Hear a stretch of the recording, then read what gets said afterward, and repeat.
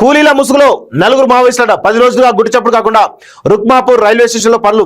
మహారాష్ట్ర తాండూరు పోలీసుల ఉమ్మడి ఆపరేషన్ పక్కా సమాచారంతో మెరుపు దాడి, నలుగురి అరెస్ట్ అంటూ చూస్తాం. సో పోలీసులకు 100% తెలుస్తాయి. అంత ఈజీగా మీరు గమనించండి. ఇప్పుడు మావోయిస్టులు అక్కడ కూలీ చేస్తున్న విషయం తెలిసింది, వాళ్ళు అరెస్ట్ చేశారు అంటే పోలీస్ డిపార్ట్మెంట్ తలుచుకుంటే ఎవరైనా అరెస్ట్ చేస్తుంది. మరి బండి సంజయ్ కుమారుడి పైన పోక్సో కేసు అయితే బండి సాయి భగీరథ్ని ఎవరైతే ఉన్నారో ఆయన ఎందుకు అరెస్ట్ చేస్తారు? 48 గంటలు దాటినప్పుడు ఇంకా అరెస్ట్ చేయలేదంటే కారణం ఏంది? సో 10 రోజులుగా గుట్టుచప్పుడు కాకుండా రుక్మాపూర్ రైల్వే స్టేషన్లో పనులు. సో కూలీల ముసుగులో మావోయిస్టులు వికారాబాద్ జిల్లా తాండూరు రైల్వే స్టేషన్లో గుట్టుచప్పుడు కాకుండా పనిచేస్తున్నారు. పక్కా సమాచారంతో వీరిని పోలీసులు ఆదివారం తెల్లవారుజామున అరెస్ట్ చేశారు.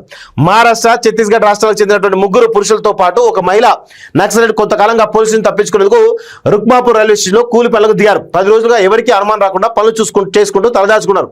విశ్వసనీయ సమాచారం మేరకు మహారాష్ట్ర గడ్చిరోలి జిల్లా పోలీసులు తాండూరు డీఎస్పీ నర్సింగ్ యాదవ్ ఆధ్వర్యంలో రుక్మాపూర్ రైల్వే హెడ్ క్వార్టర్ లో మెరుపు దాడులు నిర్వహించారు. ఆ నలుగురు తేరుకులపై పోలీసులు చుట్టుముట్టి అదుపులోకి తీసుకున్నారు. అనంతరం విచారణ నిమిత్తం పోలీసులు మహారాష్ట్ర తరలించారు. తాండూరు ప్రాంతంలో వీరికి ఎవరైనా ఆశ్రయం కల్పించారా అనే కోణంలో పోలీసులు దర్యాప్తు చేస్తున్నారు అంటూ చూస్తున్నాం. అంటే మావోయిస్టులు ఇంకా బలంగా ఉన్నట్టుగా తెలుస్తా ఉంది. ఇక వాళ్ళు రకరకాల దానిలో ఉన్నారు. కానీ ఈ మావోయిస్టు పార్టీకి సంబంధించినటువంటి కీలకమైన వ్యక్తి ఎవరైతే ఉన్నారో ఉప్పాల లక్ష్మణరావు గణపతిని ఇంతవరకు ఎక్కడున్నాడో కనీస సమాచారం కూడా లేకపోవడం, మరి ఇటు రాష్ట్ర ప్రభుత్వానికి కేంద్ర ప్రభుత్వం కూడా కొరకరాని కొయ్యగా తయారైపోయాడు. ఆయన ఒక్కడు దొరికితే మావోయిస్ట్ పార్టీ మొత్తం కథ పెట్టాలనుకుంటాడు. కానీ ఆయన దొరకకుండా మావోయిస్ట్ పార్టీ ఇంకా బతికే ఉన్నదని చెప్పేటువంటి ప్రయత్నం చేస్తున్నట్టుగా చాలా స్పష్టంగా తెలుస్తోంది.